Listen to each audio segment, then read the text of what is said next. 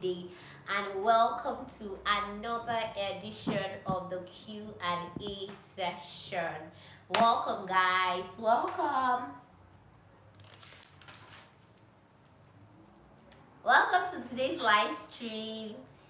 If you're new here, this is Princess Anu-TV, and we talk about aviation, motivation, and adventure. Every single thing about flight school for now till like we move over to the next phase.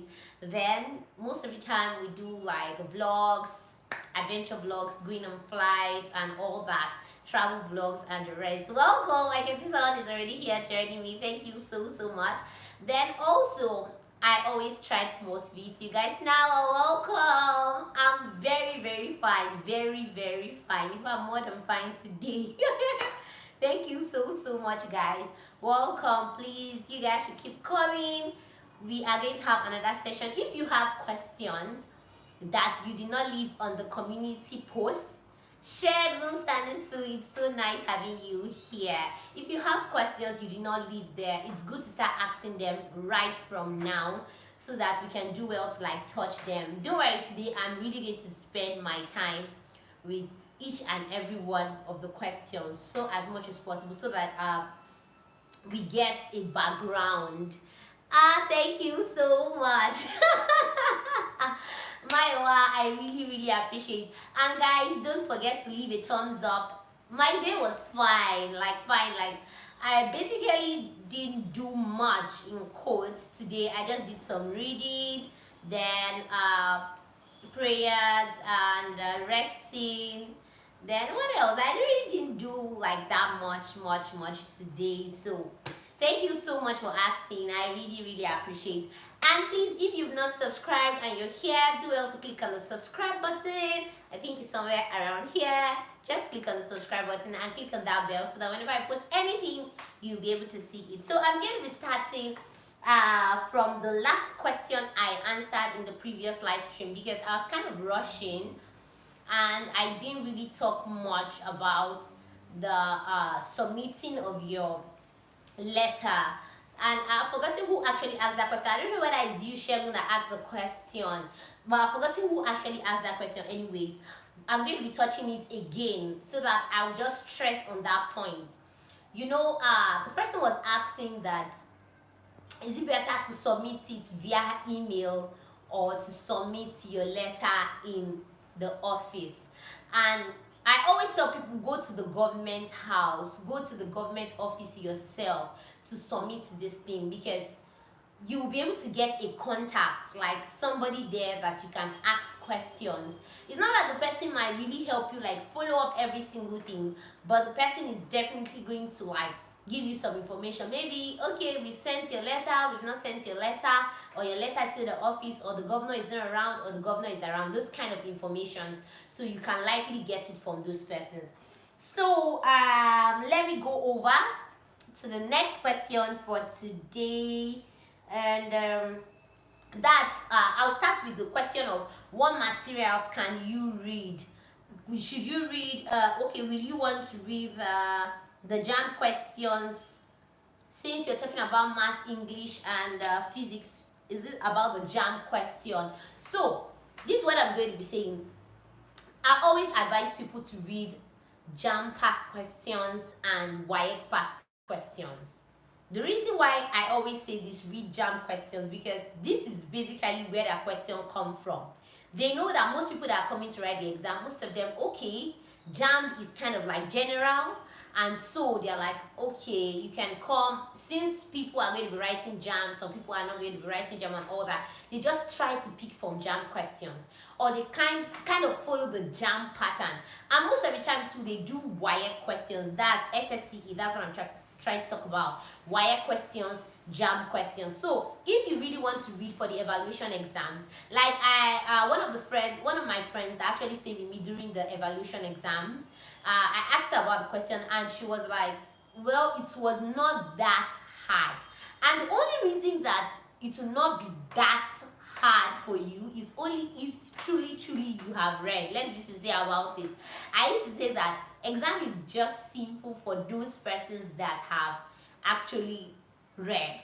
It's not like the the exam is hard or the exam is simple, but if you've read, the exam will actually be easy for you. Okay, I actually viewed your page as you said concerning the aircraft maintenance engineering yesterday. How can I get more information? Okay, tell me the specific information you want to get, and I'll tell you if I know about them, or if I will ask somebody. Then maybe tomorrow's live stream, then we can talk about it. So that's the only solution for now that I have for you. Just let me know your questions in specifics. You know, sometimes when we ask questions, we ask them so broad that sometimes I might not really know what you are trying to like maybe hit.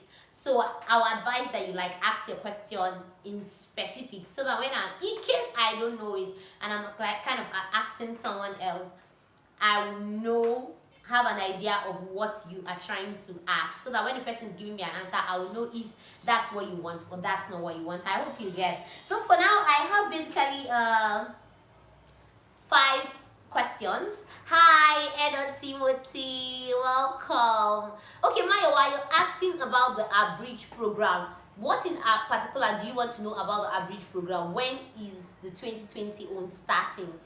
The truth is that even the engineering students cannot specifically know when it's starting, because they are not the management. It's best if you check it on the NCAT website. I always say go to NCAT website and check.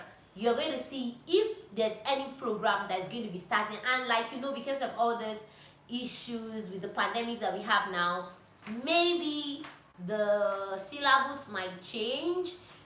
You know what I'm talking about? Like, it's just like now all the schools are at home. So if maybe SS3 was supposed to, let me just use for example, if a particular set was supposed to start at January, because of how the first set has not finished, you know, the thing might delay a little. So the best place you can get that information will be on the school's website, not really from anybody, because anybody that can be giving you an information is just talking. The information might not be so correct or so genuine. That's because the person is not the management.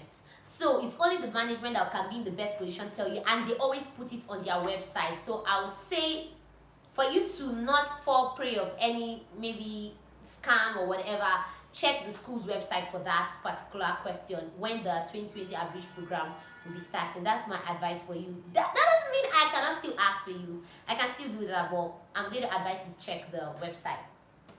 So now let's start with the number 1 question out of the 6 questions I have here. And I said I'm going to really take my time to answer this question, not rushing like yesterday's rushing, because I want you to get totally what I'm going to be saying today.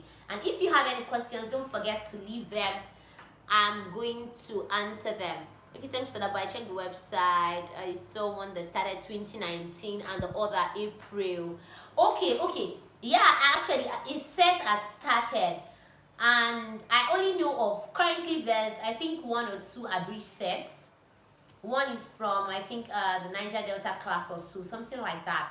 But I know there are people currently that are doing the abridged. You have like 2 people that are currently in 2 sets that are currently in the abridged program now, and I know one will be wrapping up soon, and the other still like they have quite a while to take. So I'm sure the next set is going to start immediately after the other ones, because I know they've written their exams, so they will still be wrapping up and the other one is going to start. So something like that. So that means they are going to be starting anytime soon. The moment those guys are out, they are definitely going to bringing in another set. So if you want to buy your form and the form is online, I'm going to advise you do well to like get the form so that you don't hang, just to be on the safe side. Anyways, that's why I'm advising, just to be on the safe side. So number 1 question for today.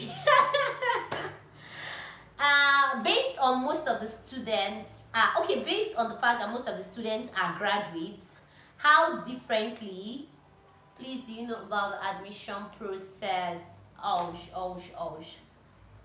The admission process for which of them now? Do you mean the abridged program, or do you mean it's still the abridged program, so that I don't get mixed up?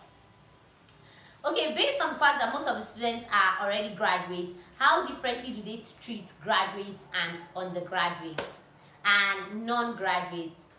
okay, yes, I've said it before that we have a lot of persons that come from secondary school, and we also have people that do university and they come. But I can tell you sincerely that the ratio of the people that come from university nowadays is kind of less than the people that come from secondary school. So it doesn't really make much difference. The what am I going to be calling it now? The discrimination of what is going to be based on your class. Okay, Maiwa, sorry, I'll be answering your question. Just give me a sec. So the discrimination of what will be based on your class. I mean, like, if you have a lot of persons that are graduates in your class, you know, the graduates, some of them want to like roll together, talk together. It depends, because maybe they feel that, oh, these people, they are thinking is shallow or whatever. It's just depending on the attitude of the persons in your class. There is no like general discrimination, like, okay, these ones are graduate. Nobody even knows. In fact, let me tell you the truth. Most people have the assumption that people that come to flight training are actually non-graduates. So even when I came to NCAT, maybe because of my stature or what, people thought that I was an undergraduate, like maybe I've not gone to the university before and all that. But maybe later on they got to understand that, oh, maybe when they saw me with my NRI, maybe, I don't know, maybe they saw that, oh, this girl is this, that, and they began to understand that, oh, she's actually a graduate and all that. So it just depends. It depends on your class, because we are grouped in classes. So depending on how the people in your class will relate with you, there's no like hard and fast rule. Maybe they treat these guys differently, they treat this one different. Nobody looks at that. And funny enough, when you come to the flight line, as in where you're actually going to be flying, not the ground school area. Now when you come to the flight line, the instructors treat you like everybody is the same. In fact, they don't even, if you even got to university, they don't even care. They don't even want to know, because, well, I don't know why, but they don't even care. So if that's what you're talking about, maybe the instructors treating people like these ones are graduate, these ones are not graduate, that they don't care. They don't care at all. Where you're going to be dealing with that issue might be with your class, depending on the category of people that you have with your class. So, Maiwa, let me see your question. Okay, because I didn't really see any from online. Thanks, I'll appreciate your time, but I really want to get the helpful info. Yeah, okay, Abridge program. The Abridge program, I really don't know how they do theirs, but I still know that even the engineering also comes to write regular exam. That's, though their own does not last as much as flight school exam. So they just come and they do maybe a day or 2 days max, and they don't do medicals like we do. In flying school, you have to like do medicals. So engineering guys, they don't do medicals. I've not seen where they are doing medicals before anyways. And not only that, they don't have like interview and all that. It's just, I think it's just the first stage of the exam. If you pass this first stage of the exam, boom, you're good, you're in. So I don't think it's something you're going to really worry about, but I know that their exam is quite technical, because I have a friend and he has told me before that their exam is quite technical. They ask a lot of maths and physics questions. So I think what you're going to be doing now, if you have written but the form, what you should be doing now is to go and start reading maybe maths and physics basically, because that's what they are going to be asking, and I heard it's quite thick and technical. So do yourself a favor by reading that. Okay, so the number 2 question I have out of the 6 questions I have to answer today. If you have any question, I can see more persons are joining us. Thank you so much. Just do well to leave your question in the comment section if you have any questions. If you've not subscribed, please do well to subscribe. That's my singing voice, by the way. Just do well to subscribe and click on the bell too. Let's go to number 2 question. Is it that you can't fly away from Zaria? Okay, this person is kind of asking, because I said in one of my videos that I think I was talking about how far in terms of height, in terms of altitude and distance that student pilots fly. I think that's where he's getting the reference to this question from. Actually, it's not that you cannot fly outside Zaria, like I explained in that video. depending on the kind of exercise that you're doing. If you're doing a sector exercise, which you're going to know about, if you're doing a sector exercise, you need to stay within Zaria airspace. Because if you leave an airspace to another airspace, you need to be communicating with another controller, the controller in charge of that airspace. So because we are flying in Zaria airspace, we have a controller in Zaria. There's a control tower in Zaria that controls every aircraft that comes within Zaria airspace. And so for them to be able to know, okay, in case of any malfunction or engine failure or whatever you might be facing, emergencies, any kind of emergencies, it's always good they advise that you stay within like Zaria. In fact, even if you're going for your normal sector work, it's always good to stay within Zaria. So basically, it's not that we cannot fly outside Zaria. It's just that based on the kind of exercise that you're going to be doing, and based on the fact that we have a controller that controls Zaria airspace. If I leave Zaria airspace and go to Kaduna airspace, then the Kaduna controller will be talking to me because he wants to know who and who is coming into his airspace. If I leave Zaria airspace and go to Kano, the same thing is going to happen. The controller, I'll have to be communicating with Kano control tower, because whoever is coming in, big jets, people coming from outside the country, student pilots, everybody, fighter pilot, fighter jets, or whatever, is going to be communicating with him. This is to avoid air collision. This is to avoid air miss. This is to avoid trouble in the airspace, like, you know, correct separation. So you have to fly within your airspace. And don't forget, we are training. For training purposes, you cannot just go and be flying anywhere. So basically, it's not that we cannot fly outside Zaria airspace. It's just because of what we are doing, the exercise we are doing. That's why we basically don't go outside Zaria, depending anyways. Ayemi Balo, welcome. Yeah, you are late. 20 minutes late for that matter, if no more. Edo Timothy. Okay, before departure, does a pilot write his or her destination in plan? How does he know his direction? Yes, that's what we call flight planning, actually. And I'm going to be using my own experience, maybe a student pilot's view, to like explain it to you. As a student pilot, if I'm going on a navigation flight, and for instance, I'm going from Zaria Aerodrome to Kano Aerodrome, I will have, as student pilot, you're supposed to always have a chart, and you're supposed to have a GPS on board that aircraft. Now I'm talking in terms of student pilots. As an airline pilot, it's totally different. Not like completely different, but there are some things that are different. Have you answered the question I asked yesterday? Sorry, I can't remember the question you asked yesterday. You can just leave them again so that I can treat them if I didn't touch them yesterday. So sorry about that. So basically, you have to have, like, for the student pilots, what we do is that we always have our navigation charts with us.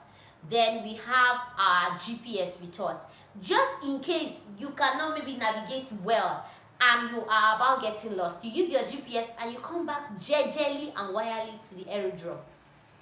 If that one cannot work for you, you can use your ADF, which is the automatic direction finder, and come back to the aerodrome. So we always do the plan on ground. There's always a plan on ground before you take off. Nobody just takes off an aircraft like that and just starts going. No, there's always a plan, and it's called flight planning. You plan the fuel that is going to take you to that destination and back. You plan how many minutes it's going to take you to get there, and you're also even going to be giving the controller estimates, like, I'm estimating this place at so time. So there's always a plan, basically. Let me not go too in depth so that I don't begin to confuse you, but there's always a plan. I hope you get me. I hope I've answered that question. So let's go to number 3 question before more questions come now.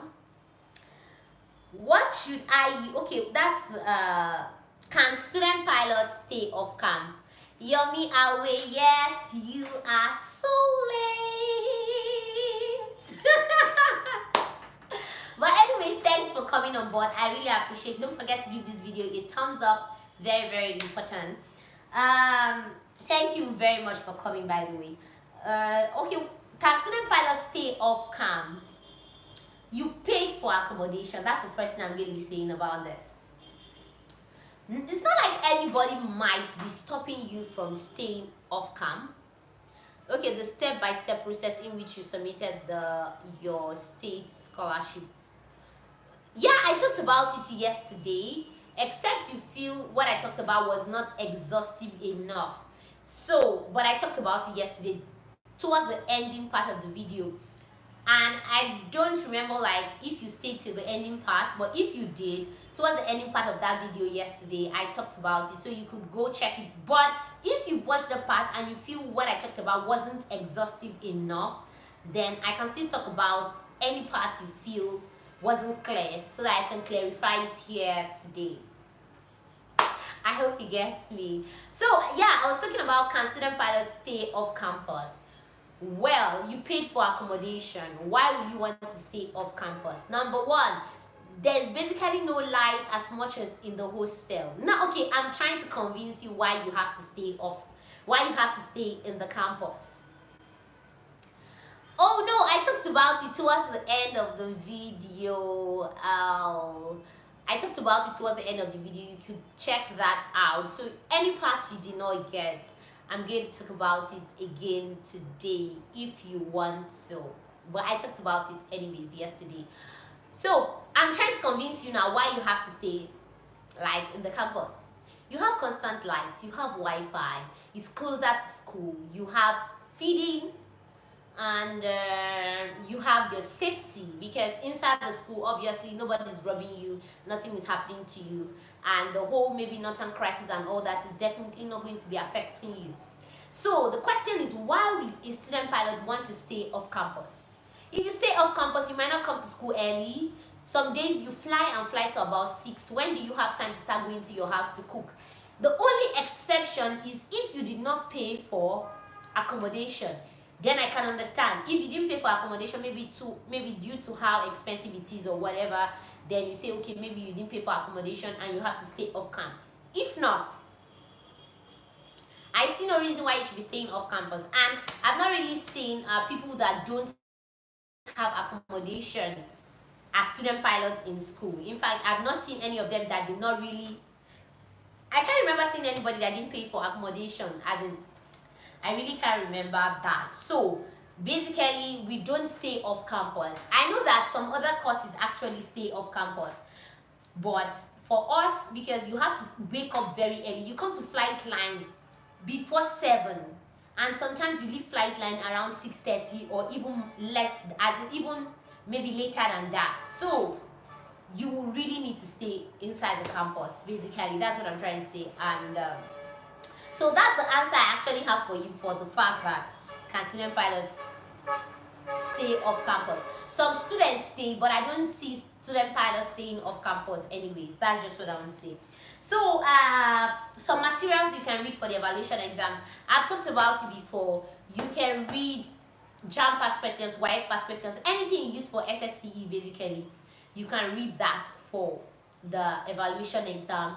And I heard the last time when people had evaluation, I overheard people talking about current affairs. And I was like, when did they start asking current affairs? And people are like, oh, I heard them saying we should read current affairs. I heard them saying we should read current. Well, finally, when we checked, current affairs did not come out. So I can't remember saying or hearing them say read current affairs. So if I'm you, I'm going to read maths, physics, English like I did and so many other people did and they passed. Avoid reading current affairs. You obviously don't need that. That's what I'm trying to say. But if you want to stay on the safer side, you can also read current affairs. Maybe they are going to start asking it soon. I don't know. But for now, as at the time I'm making this video, they have not started asking about current affairs. So let's move over to the 5th question out of the 6 questions I have here. How comfortable is the hostel? Is it similar to that of university? Yeah, I would like to answer this question with swag, enough swag. Okay, let's take a big breath and understand what's going on. The truth is that the hostel accommodation is much more conducive and relaxing than a university accommodation. And let me tell you why it's much more conducive and relaxing than a university accommodation. Do you know duration for the abridged program? I heard is 1 year and 6 months. 1 year and 6 months, basically. I'm not sure of that information, but that's what I heard. 1 year and 6 months. I've not gone to check it online before. That's why I'm saying I'm not sure. But what I've heard people say before, it's 1 year and 6 months. But you can confirm that anyways. So as I was talking about the hostel accommodation, guys, it's very, very conducive. For guys, you people stay one in a room. Majority of the rooms for guys are like everybody has to stay like one in a room. You don't have like a roommate and all that. And there are even hostels that are self-contained. Like you have your bedroom and everything like inside the hostel, so you don't have to like bother too much about maybe going out to use the general toilet and all that. But majority of the hostels anyways, you have to like share bedroom and toilet, but it's one person per room, so it's comfortable. If it's the ladies hostel, it's also comfortable. It's big. We have AC in our rooms, and not only that, we have AC in our rooms, though we share like, hi, if you can still see me, I would like to know in the comment section, because I just had like a shaky with my device now, so I would like to know if you can still see me. But basically, guys, the hostel accommodation is very, very comfortable. I mean very comfortable, so you don't have to think about it too much. Maybe the guys hostel, I don't know if it's all the hostels that had AC, but I know all the ladies hostels have AC. Majority of the guys hostel too have AC, but some of them don't have AC. So it's comfortable. Yeah, you'll be away. AC enjoyment. Well, apart from that, it's comfortable, and except you have like a bad neighbor, maybe not an understanding neighbor that makes noise, maybe plays music so loud or something. I think that's the only place you might have like some little issues. But apart from that, the hostel is kind of very comfortable. So let's go to the last question for today. If you have any other questions, let me know in the comment section, so that we can know whether we're going to still continue with Q&A tomorrow or go over to another topic tomorrow. Very, very important. 90 weeks, yeah, basically 90 weeks, you know what that means. Okay, that means maybe they're going to be, that should be Otavia Hitstein, hi, it's nice seeing you. First time I'm seeing this name on the live stream. Thank you so much for joining me today, and I really appreciate if you've not subscribed, please do well to subscribe, share the link with your friends that love aviation, whatever motivational stuff we talk about on this channel, and please always come along. Thank you so much. Do well to subscribe, click on the notification bell, so that you know whenever I post anything, you'll be able to see. Thank you so much for being here. So we are answering the 6th question today.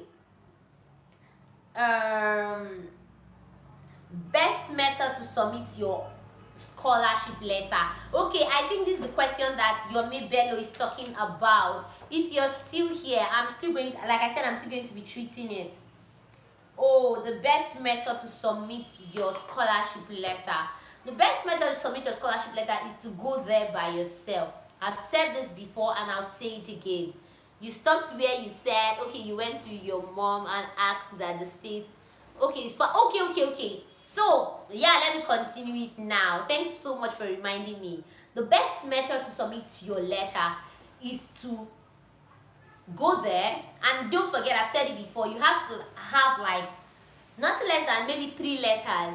The one you wrote to yourself, the one the school, if you're privileged that the school writes for you, the one the school writes for you, and also maybe your parents can actually write like a request for sponsorship or scholarship for you, stating it maybe to your state or to a senator or to whoever. Just make sure somebody writes like 3. You know, it's going to sound like a guarantee or something, or somebody knows about you, or like you're not alone basically. So these 3 letters, you can bring them together, either submit them at different times or submit them all together. But I'm going to advise, don't submit them all together. Submit the one your school gives to you. Later come for a follow-up, submit your own. the next follow-up you come for, you can submit the one maybe your parents or wrote, so that they keep seeing a reminder and a reminder and a reminder, because sometimes they have a lot of things to think about and they tend to forget you. So if you don't want to be forgotten, you have to keep submitting, reminding and reminding and reminding. So I hope you got me. So a step-by-step process, like I said. I did not just submit my own letter. I submitted the one the school gave to me. I submitted my own. I submitted the ones my parents wrote. I submitted 3 of them at different times, different intervals, and I went for a follow-up. A follow-up is going there by yourself to ask, okay sir, okay ma, please, where has my letter gotten to? Please, can I have the opportunity to see the governor? Please, can I talk to somebody? Don't just go there and sit and say, oh, they are not answering me. You need to be able to open your mouth and ask questions. I'm talking like this because Yomi Bello said I should give a step-by-step process. I don't want to pack everything together and you say, oh, I just rushed the whole stuff, blah, blah, blah. So I'm trying to dissect every single thing. So I hope I've answered you guys' questions to the best of my knowledge. Any other thing that I've not talked about is because I don't have complete answers to talk about them, and I really appreciate your presence every single day of the live stream, coming here to discuss, catch fun and have fun with me. I really appreciate. Don't forget, always be your best during this period of the pandemic or lockdown or stay at home. I'm going to be advising, use it as an opportunity to learn. Like, if you want to come to flight school, start reading. Did you see the governor of your state personally? Yes, I was privileged to see the governor. I'm going to use that word, I was privileged. Yes. You still got a lot of questions. Okay, you can still leave them in the comment section after the end of this live stream, so that I'll pick them one after the other and answer them, because sometimes you don't want to make the video too lengthy, so that whoever sees it can flow along with it. Please help me ask anyone in engineering details like time of admission exam, duration of the program, best way to prepare for the admission. I'm sure it will be like SSC or JAM question. Okay, I'm going to do that favor for you. I'm going to ask, basically. So okay, I'm not promising, but I'm going to do my best. I'm going to try as much as possible to ask those questions for you. And do me a favor, leave a comment to this video so that I can just screen grab it and send to someone that can answer those questions exactly the way you listed it. So at the end of this video, go to the comment section, leave it there. Don't just leave it on the live chat. Is there an age limit? Otavia Hitzing, age limit for which of them? Do you mean the flying or whatever? Well, which of them are you talking about, an age limit? If you're talking about age limit for flying, I've made a video before. They start accepting from 16 years because they know that before you get to the stage of getting your PPL, your PPL license, you would have become 17. And now CPL, 18, like that, that's how we go. But I've made a detailed video concerning age requirements. I'm not getting this.